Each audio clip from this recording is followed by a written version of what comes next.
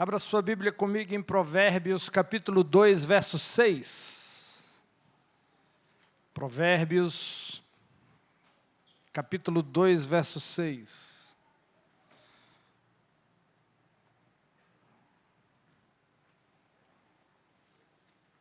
Obrigado, Espírito Santo, por esse momento.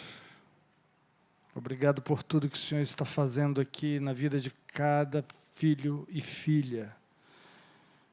Obrigado porque a sua vontade tem sido feita em nosso meio, assim como ela é feita nos céus. Provérbios capítulo 2, verso 6 diz: Pois o Senhor dá sabedoria, de sua boca vem conhecimento e o entendimento. Deus dá sabedoria. A sabedoria procede de Deus. Da boca de Deus flui conhecimento e entendimento. Se você quer entender as coisas, se você quer conhecer as coisas, e se você quer sabedoria para poder lidar com o conhecimento que você tem, isso tudo procede de Deus. Deus quer nos dar sabedoria para possuir a nossa herança. Sabedoria que não vem com o conhecimento, nem com a idade. Ter conhecimento é uma coisa. Ter sabedoria para usar esse conhecimento é outra. Isso não procede dos anos que se passam.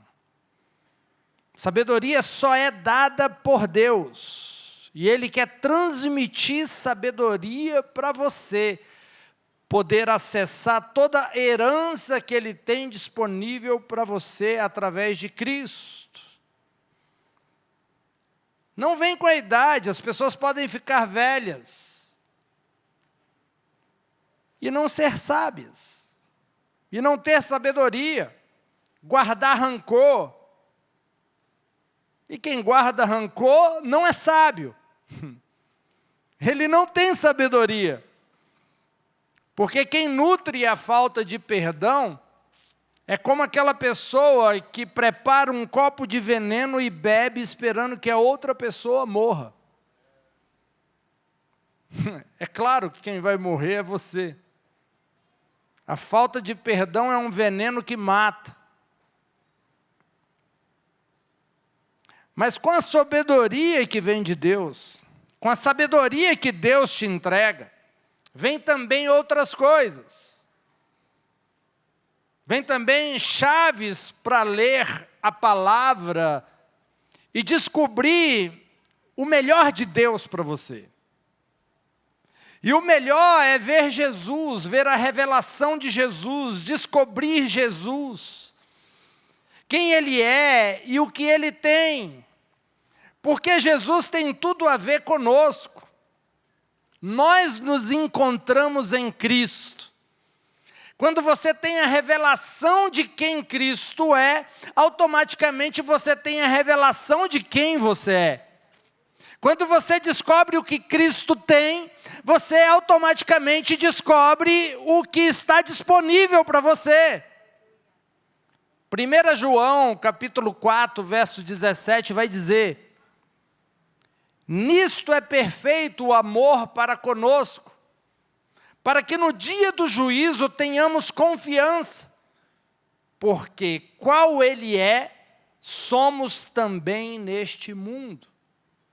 O texto está dizendo do jeito que Jesus é, nós somos neste mundo.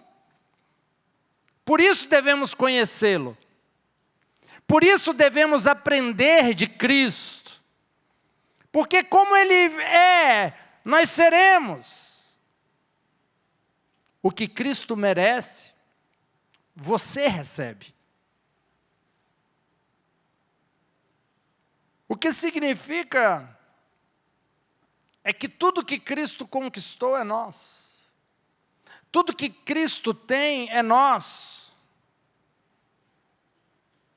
E quando a gente tem revelação dele, a gente vai ter a capacidade e a ousadia e o poder para enfrentar as adversidades, os inimigos. E por falar em inimigos, os inimigos físicos de Israel daquela época representam os nossos inimigos espirituais hoje. Todos os tipos de adversários que eles tinham naquela época, de alguma forma nós enfrentamos hoje.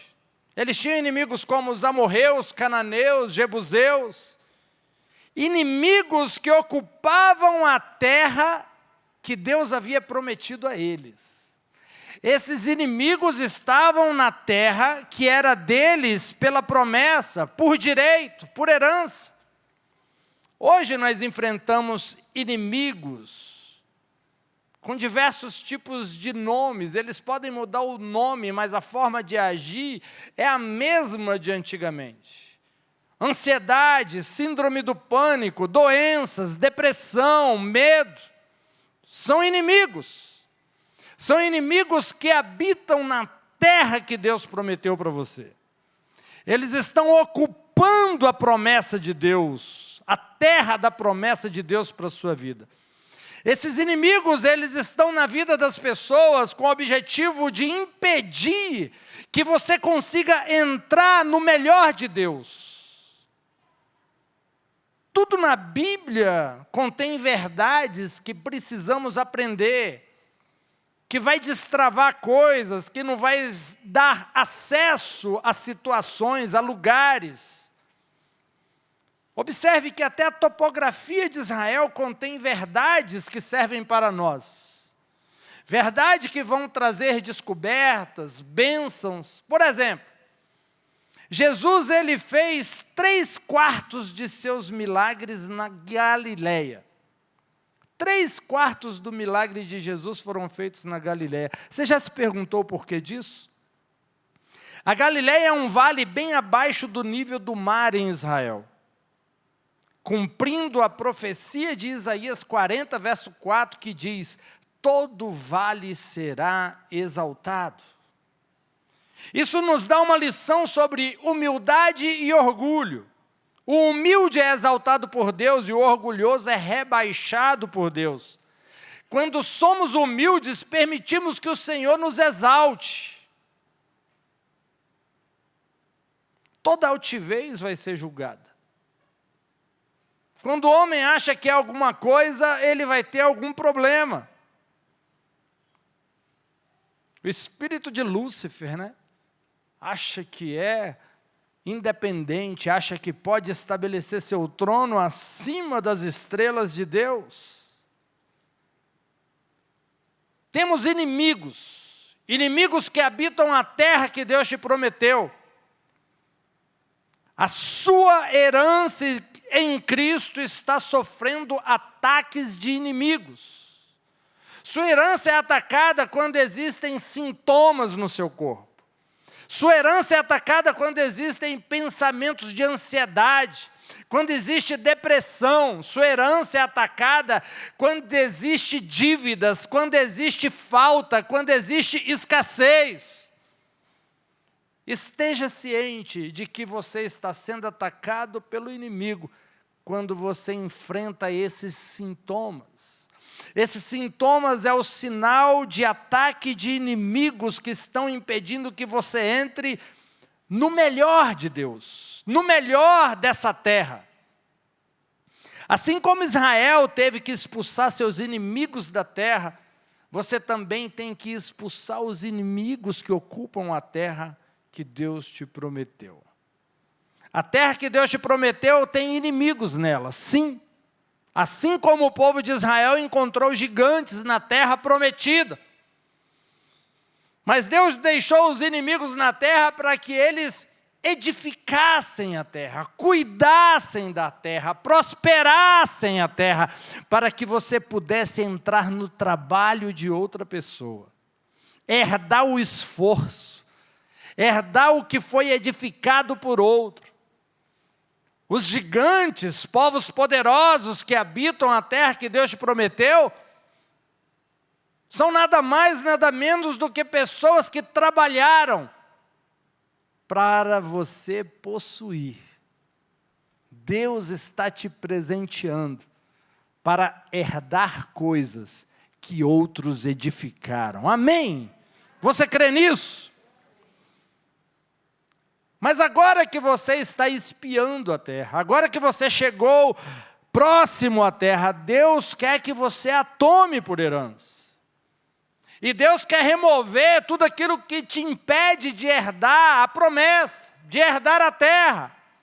Chegou a hora de tomar posse da terra que outros edificaram. Chegou o tempo de você tomar posse daquilo que Deus preparou para você. Mas o problema é que damos espaços demais a coisas que não deveríamos dar. E aquilo que eu dou muito espaço vai crescer, vai criar volume. O rei Saul se recusou a destruir todos os amalequitas. E por fim, um amalequita matou ele. Não preserve os inimigos. Dê cabo de todos eles. Os amalequitas são uma imagem da carne, biblicamente, espiritualmente falando.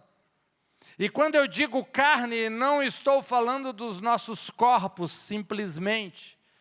Falo do princípio em nós que nos faz querer pecar. Existe uma guerra dentro de nós acontecendo nesse exato momento, 24 horas por dia. Algumas pessoas acham que pode ceder a carne só um pouquinho. Mas se você permite isso, um dia ela vai se levantar e vai te destruir. É um amalequita. Dê cabo de todos eles. A tendência pecadora da carne é um inimigo que precisa ser liquidado. E pela graça de Deus, nós podemos destruir esse inimigo. O mundo vai nos fazer ofertas, vai nos mostrar coisas que parecem boas, para impedir que você entre no melhor de Deus. O mundo vai te oferecer coisas para você não dar um passo em direção à sua terra. Números 32, verso 1 vai dizer, olha só o que diz esse texto. E os filhos de Ruben e os filhos de Gade tinham gado em grande quantidade. E viram a terra de Jazé e a terra de Gileade. E eis que o lugar era lugar de gado. Vieram, pois, os filhos de Gade e os filhos de Ruben e falaram a Moisés e a Eleazar, o sacerdote, e aos chefes da congregação, dizendo, Atarote e Dibom e Jazé e Ninra e Resbom e Eliade e Sebã e Nebo e Beom, a terra que o Senhor feriu diante da congregação de Israel é terra para gado, e os teus servos têm gado. Disseram mais, se achamos graça aos teus olhos, dê-se essa terra aos teus servos em possessão, e não nos faça passar o Jordão. Porém Moisés disse aos filhos de Gade e aos filhos de Ruben, irão vossos irmãos à peleja, e ficarei vós aqui? Por que, pois, desencorajais o coração dos filhos de Israel, para que não passem a terra que o Senhor lhes tem dado? Assim fizeram vossos pais, quando os mandei de Cádiz Barneia a ver esta terra. Chegando eles até o vale de Escol e vendo esta terra, desencorajaram o coração dos filhos de Israel, para que não entrassem na terra que o Senhor lhes tinha dado. Quando viram a terra de Jazé e a terra de Gileade, que de fato a região era um lugar de gado, eles estavam em direção à promessa de Deus. As tribos de Ruben, Gade e a meia tribo de Manassés estavam indo em direção à promessa. De repente, antes de chegar na terra da promessa, eles avistam uma terra. que era boa para criar gado. E eles tinham muitos gados. E eles pensam, por que não ficar por aqui? Essa terra é tão boa, eu estou observando elas são legais, combina com a gente, é boa para a gente. E pedem para Moisés, não nos faça passar o Jordão, deixe-nos ficar aqui. Eles pensavam que sabiam o que era melhor para eles. Pensavam. O homem pensa que sabe o que é melhor para ele. Por isso que eles disseram isso para Moisés. Mas com isso eles estavam rejeitando a terra que Deus havia prometido e preparado para eles. Ei, cuidado com aquilo que você acha bom para você. Isso não pode substituir o que Deus te prometeu. Olha o que Moisés disse. Porque você vai desencorajar o coração dos filhos de Israel. Essas tribos estavam prestes a cometer o pecado do desânimo. Para que ir lá se a gente pode ficar aqui e aqui é tão bom? Para que crescer mais se a gente pode ser mediano? Para que tanta promessa se a gente já está bem aqui? Desânimo impede que você entre no melhor. Se acostumou com o mediano, se acostumou com mais ou menos. Essa decisão que essas tribos tomaram significava que teria 2,5 tribos a menos em Israel lutando para entrar na terra da promessa. Veja, eles estavam comprometendo o processo.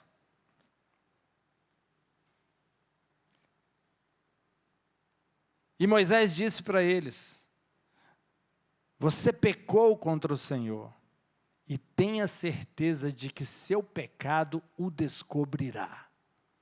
Deus não gosta de ser duvidado. Deus gosta de ser acreditado. Moisés estava se referindo a esse pecado de desencorajar pessoas. Ei, se você não tem fé, não desencoraje o seu irmão. Deixa ele voar com asas de águias, deixa ele transcender, e você fica aí no mais ou menos, mas não desencoraje. Não cometa o pecado de desencorajar o seu irmão. Deixa ele superar, deixa ele ultrapassar barreiras. Mas aí, com base nessa palavra, as tribos que haviam desanimado, que abriram mão da promessa, disseram para Moisés, beleza, então, não queremos comprometer o processo, nós vamos lutar pela terra prometida, mas depois de lutar pela terra prometida, permita que a gente retorne ao lado oriental do Jordão e a gente volte para essa terra. Havia uma promessa e eles estão querendo voltar para o que eles acham melhor. Na sua concepção, na sua opinião, na sua visão. Eles fazem concessões em sua porção da terra prometida. Abrem mão da terra prometida por uma opinião. Por isso que eu sempre digo, você só pode ficar com uma dessas duas coisas. O milagre ou a sua opinião. A sua opinião cancela o milagre. A sua opinião cancela o melhor de Deus. Te impede de entrar no melhor de Deus. Eles decidiram abrir mão da terra prometida. Isso é uma imagem do cristão que se contenta com o que os olhos podem ver. Eles realmente acham que sabem o que é melhor para eles. E ao fazer a sua própria escolha, abrem mão da herança de Deus. Quando você se contenta com aquilo que você vê, você vai perder as verdadeiras riquezas que estão além daquilo que você pode enxergar. E mais tarde você vai acabar descobrindo que elas são muito inferiores àquilo que Deus tinha para a sua vida. O que Deus tinha para você era infinitamente maior, mas você abriu mão. Essas tribos não escolheram o caminho de Deus em relação à terra, em relação à promessa. Eles escolheram o que viram ser bom aos seus próprios olhos. Essa história é antiga. E por isso perderam o direito à terra. Em Êxodo 3, verso 8, vai relatar a característica da terra que Deus prometeu a eles. Veja, o que eles estavam bem parecia bom aos olhos dele, mas veja o que Deus havia prometido. A terra que Deus havia prometido. Diz que a terra fluía, a terra manava, a terra jorrava. Leite e mel, ela não tinha, ela jorrava. Ela produzia por si só. Era uma terra que jorrava riquezas. O que Deus tem para você não tem coisas boas. Flui coisas boas daquilo que Deus tem para você. O lugar que Deus preparou para você jorra coisas que você não vai conseguir contar, você não vai conseguir reter, você não vai conseguir segurar nas suas mãos. É mais do que suficiente, é mais do que o bastante. Todos vocês aqui tem uma terra prometida que jorra da parte de Deus. A nossa herança em Cristo flui, jorra leite e mel. E essa palavra fluir fala de duas coisas. Primeira, é abundante e não seremos capazes de conter. É abundante e você não será capaz de conter. Segundo, somos abençoados para ser uma bênção. Sabe por que Deus vai te dar mais do que o bastante, mais do que o suficiente? Porque Ele está pensando nas pessoas que você conhece, nas pessoas com quem você se relaciona. Deus quer que o que Ele coloca dentro de você encha e transborde de uma forma que outras pessoas experimentem do amor de Deus sobre a sua vida. Não pode parar em você, tem que chegar no outro. Por isso que a bênção é sempre mais do que você precisa.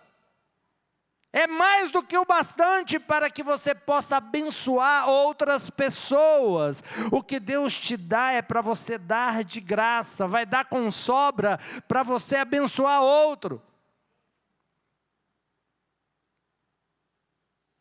Mas você perde o melhor de Deus quando se contenta com o que o mundo diz ser o melhor.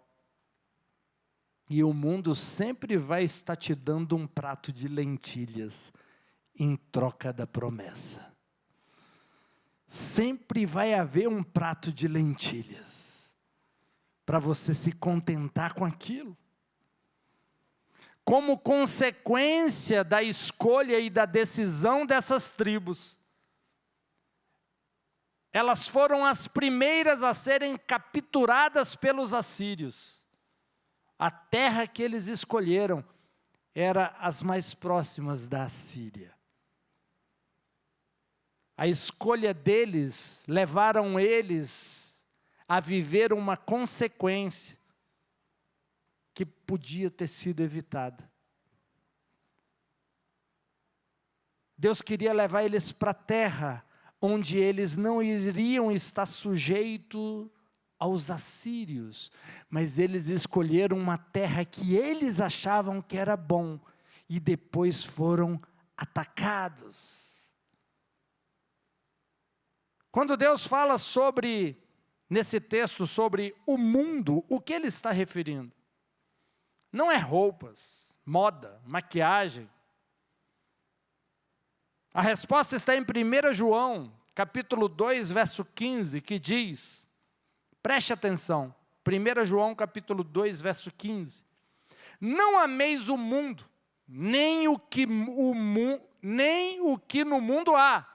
Se alguém ama o mundo, o amor do Pai não está nele.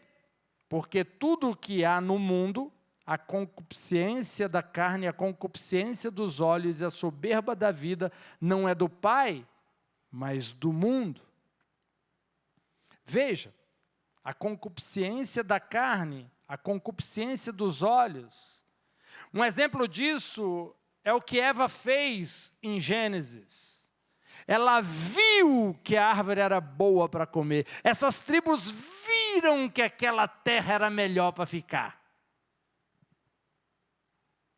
Eu vi, e na minha opinião, isso aqui é o melhor para mim. Ela viu que a árvore era boa para se comer e ela pega o fruto e come. Ela viu. A árvore era agradável aos seus olhos. Essa terra também era agradável a essas tribos. O orgulho da vida. Ela viu que a árvore era desejável para dar sabedoria. Uau, se eu comer, eu vou ter sabedoria. O que as tribos fizeram? Essa terra é boa para criar gado e a gente tem gado. O orgulho da vida. Eva, assim como essas tribos, preferiram a sua própria escolha do que a escolha de Deus. Jesus, ao contrário, ele venceu todas essas coisas quando foi tentado por Satanás no deserto.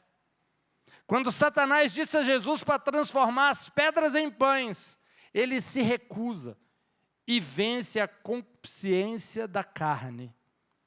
Quando Satanás mostra a Jesus todos os reinos do mundo e diz que daria a Jesus se Jesus se prostrasse e o adorasse, Jesus recusou e venceu a concupiscência dos olhos.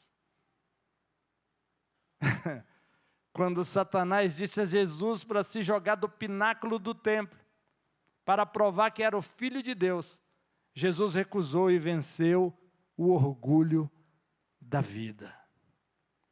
Onde o homem falhou em um ambiente perfeito, o jardim do Éden, nosso Senhor Jesus teve sucesso, mesmo quando ele esteve em um ambiente hostil, o deserto e sem comida. Ele venceu essas 3 tentações. E Jesus, na pessoa do Espírito Santo, está dentro de nós hoje. Amém? Jesus está em nós hoje, por isso temos o espírito de filiação. Um espírito que conhece o amor do Pai. Um espírito que tem capacidade de vencer a concupiscência da carne, que tem capacidade de vencer a concupiscência dos olhos e a soberba da vida. E a partir daí buscar o melhor de Deus para nós. Como então superar o desejo pelo mundo? Através do amor de Deus por você. Você quer ver? 1 João capítulo 2, verso 15. Olha o que diz. Não ame o mundo ou as coisas do mundo. Se alguém ama o mundo, o amor do Pai não está nele. Observe que esse versículo diz, o amor do Pai, e não o amor pelo Pai.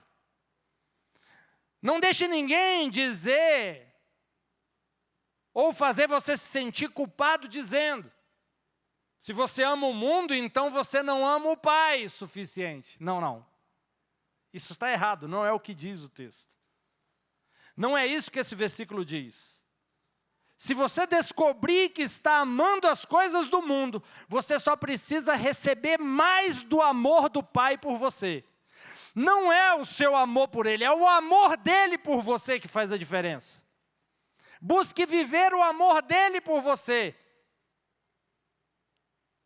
E você vai se livrar dessas 3 ciladas que prendem muitas pessoas. Quando você sabe que seu Pai Celestial deseja o melhor para você, você não vai se contentar com menos. e nem com aquilo que o mundo oferece. Quando você adota as filosofias do mundo, você vai acabar em um lugar inferior, você vai acabar numa margem, você vai acabar aquém daquilo que Deus tem para você. Deus tem bênçãos incomparáveis, mas se você for seduzido pelo que o mundo oferece, você não vai acessar essas coisas. 1 Pedro capítulo 1, verso 3 diz: Bendito seja o Deus e Pai de nosso Senhor Jesus Cristo, que, segundo a sua grande misericórdia, nos gerou de novo para uma esperança, pela ressurreição de Jesus Cristo dentre os mortos, para uma herança, olha só a sua herança, para uma herança incorruptível, incontaminável e que não se pode murchar, guardada nos céus para vós mediante a fé. Estais guardados na virtude de Deus para a salvação, já prestes para se revelar no último tempo. A herança de Deus para nós, ela tem grande qualidade. É maior do que qualquer coisa que o mundo pode oferecer e possui essas 3 características que nós lemos aqui. Ela é incorruptível, não está sujeito às leis naturais, não está sujeito à morte, não murcha. Deus quer que tenhamos saúde divina, que não está sujeita à morte. Deus quer que tenhamos relacionamentos que não estão sujeitos à morte. Deus quer que nós tenhamos prosperidade, que não está sujeita à morte. Deus quer que tenhamos saúde, que não está sujeita à morte. Outra característica da herança, ela é imaculada. Não pode ser contaminada pelo pecado. Significa que o pecado não pode te desqualificar. O que o sangue de Jesus qualificou, ninguém pode desqualificar. Não queremos pecar porque o amor do Pai está em nossos corações. É o amor que vai te impedir. Não é a sua bravura, não é a sua capacidade, não, eu não vou pecar. Não, é o amor dele por você que vai te dar poder para vencer o pecado. Amém? É a graça, nós dependemos dele para ser santos. Sim ou não? Ou alguém aqui consegue ser santo sozinho? Me ensina. Eu não aprendi, eu dependo do Espírito Santo. Totalmente dependente dele. Totalmente dependente de sua graça. A herança é imperecível também. Não está sujeita ao tempo, não pode ser diminuída. Não vence. Deus tem uma herança reservada para nós no céu que está disponível para desfrutarmos hoje, agora, nesse instante. O texto diz que ela está no céu segura, não pode ser destruída, não pode ser roubada, não é afetada pela inflação, pela cotação do dólar. Mateus 6, verso 20 vai dizer: onde nem a traça nem a ferrugem destrói, e onde os ladrões não roubam. O que Deus tem para você é eterno, é seguro, é firme. O texto diz: salvação pronta para ser revelada no último tempo. A palavra salvação aqui não se resume a se livrar da morte eterna, inclui se livrar da morte eterna, mas também se refere à salvação que está pronta. Pronta para ser revelada no último tempo. E a palavra tempo aqui é a palavra grega kairos, que se refere a uma época especial no tempo, o agora. O tempo que estamos vivendo hoje. Ela é atuante agora. Então essas bênçãos são para agora, não é para o futuro, não é para a eternidade, é para agora, mas para todo aquele agora que tem fé em Cristo. Você está me entendendo? Isso significa que podemos ver a salvação de Deus agora. Podemos começar a experimentar a sua herança manifesta na nossa vida agora. E a única coisa que Ele te pede é: não se identifique com o mundo e nem se contente com menos do que Deus tem para você. Não aceite o prato de lentilhas. 2 Crônicas, capítulo 18, verso 1. Olha o que diz. Josafá tinha riquezas e honra em abundância. E pelo casamento ele se aliou a Acabe. Depois de alguns anos ele foi visitar Acabe em Samaria. E Acabe matou ovelhas e bois em abundância para ele e para o povo que estava com ele. E o persuadiu a subir com ele a Ramote de Gileade. Então Acabe, rei de Israel, disse a Josafá, rei de Judá: você irá comigo contra Ramote de Gileade. E ele lhe respondeu: eu sou como você é, e o meu povo como o seu povo. Estaremos contigo na guerra. Um erro. O rei Josafá fez um grande e péssimo compromisso. Ele fez uma aliança com o rei mau, o rei Acabe. O texto diz: eu sou como você é. Ele se identificou com um rei mau, com um rei incrédulo. E sempre que você se identifica com o mundo, o destino do mundo será o seu destino. Se você se identifica com o mundo, o destino do mundo será o seu destino. O rei Josafá acabou sendo alvo de inimigos no lugar de Acabe. O destino mudou de pessoa. Acabe enganou Josafá quando pediu para ele usar suas vestes reais. Enquanto isso, Josafá usava as vestes de Acabe na batalha. Acabe se disfarçava para não ser morto. E Acabe se torna, com isso tornou Josafá o alvo. Tipo assim, você é um comigo? Então o destino que estava sobre mim cai sobre você. Ele passa a ser o alvo.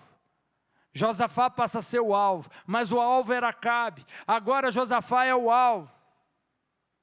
Mas Deus interveio e salvou Josafá. Acabe morre por uma flecha perdida. De repente uma flecha o acerta. Ninguém queria acertar ele. Não sabiam que ele era o rei. E a flecha o acerta. 2 Crônicas, capítulo 18, verso 31 diz: Josafá clamou e o Senhor o ajudou, e Deus os desviou dele. E o Senhor o ajudou e Deus os desviou dele. A palavra Senhor no hebraico é o nome de Deus, Yavé, é um nome que fala do Deus que guarda a aliança. Um nome que sempre fala de relacionamento. Josafá podia confiar em Deus, que Deus o livraria, porque Deus tinha relacionamento com ele. Se você tem relacionamento com Deus, você pode crer, Deus vai te livrar. A palavra de Deus em hebraico é Elohim, o Criador Todo-Poderoso. A mão do Deus Todo-Poderoso é movida por seu coração. Um coração de amor pelo seu povo e pelos seus filhos. Deus se move por amor. Mesmo quando você comete um erro como foi esse aqui. Agora, embora Deus tenha salvado Josafá, ele poderia ter evitado essa luta, se não tivesse escolhido se tornar aliado de Acabe. Tem gente que procura luta. Tem gente que entra em guerra que não é dele. Passa luta sem necessidade. Não é propósito de Deus, mas ele faz as escolhas erradas, passa luta. Ai, o que Deus está querendo me ensinar? Não, isso aí é culpa tua, você que procurou, porque você fez escolhas com base nos teus olhos, e não com base no Espírito Santo que mora em você. Não lute batalhas que não é sua. Seja sábio como a serpente, inofensivo como as pombas. Lute somente as batalhas que Deus preparou para você lutar. Tem muita gente esgotada, cheia de ansiedade, depressiva, porque está lutando guerras que nunca precisaria ter lutado. Se identifique com Cristo, não se identifique com o mundo. Porque quando você se identifica com Cristo, você herda o melhor de Deus. Se identifique com nosso Senhor Jesus. O texto que nós iniciamos aqui, a mensagem diz: porque como Ele é, nós também somos nesse mundo. Existe uma pessoa para você se identificar, para ser mais do que vencedor. O nome dele é Jesus Cristo de Nazaré.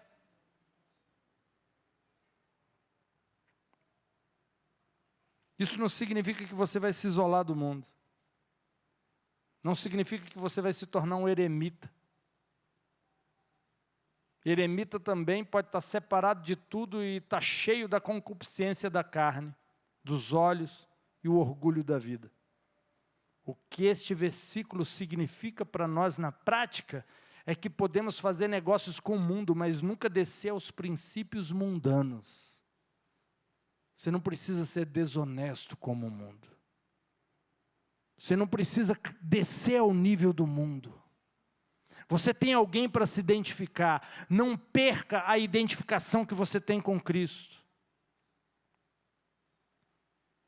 Se o mundo vem com uma notícia, se você recebe um diagnóstico, pegue esse relatório médico.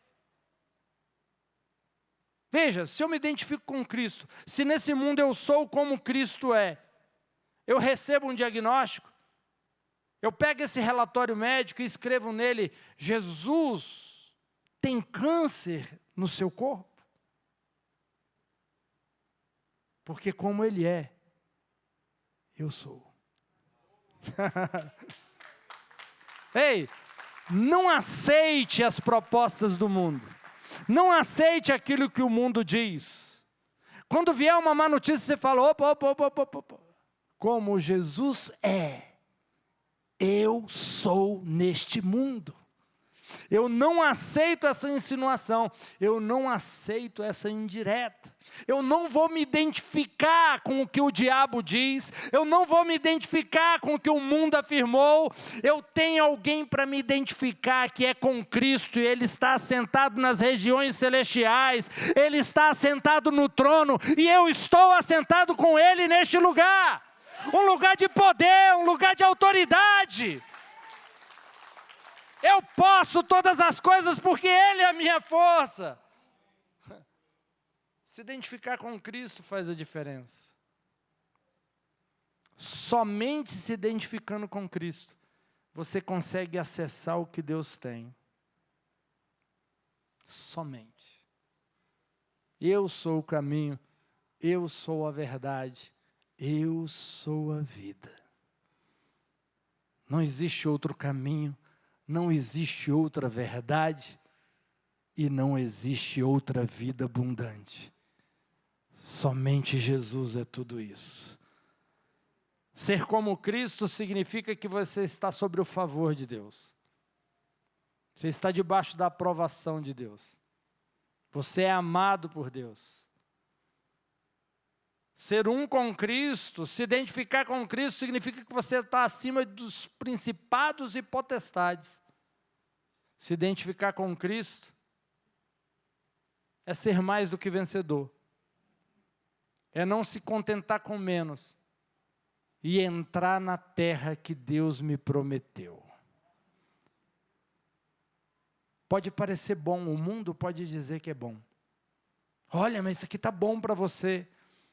Se não for a promessa de Deus, atravesse o Jordão e vai tomar posse da sua terra. Não está bom se não for o melhor de Deus.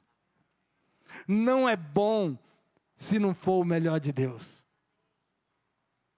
O que tem disponível para você é o melhor de Deus. Não aceite menos do que isso.